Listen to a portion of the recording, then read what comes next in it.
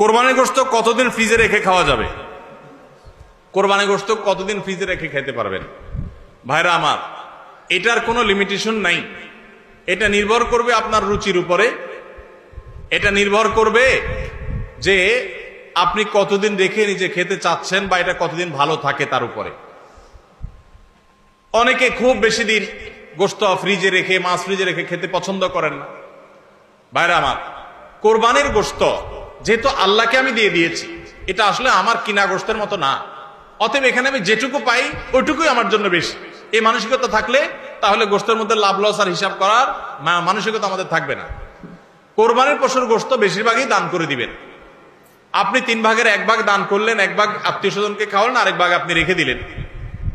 এটা হলো মুস্তাহাব, কিন্তু এটা জরুরি না। কেউ যদি বেশিরভাগও রেখে দেয় তার কোরবানি হয়ে যাবে। উদ্দেশ্য যদি আল্লাহকে খুশি করা হয়, গোশতটা যদি মূল উদ্দেশ্য না হয়। কারোর উদ্দেশ্য হতে পারে যে আমি রেখে দিয়ে পরে আস্তে আস্তে আল্লাহর হস্তে মানুষকে দিব, গরিব দুঃখীদেরকে রান্না করে খাওয়াবো, নিজেরাও খাবো, তো আলহামদুলিল্লাহ তিনি রাখতে পারেন। এটা কোনো লিমিটেশন নাই যে কোরবানি গোশত এতদিনে বেশি রাখা যায় না, এমন কোনো কথা নাই।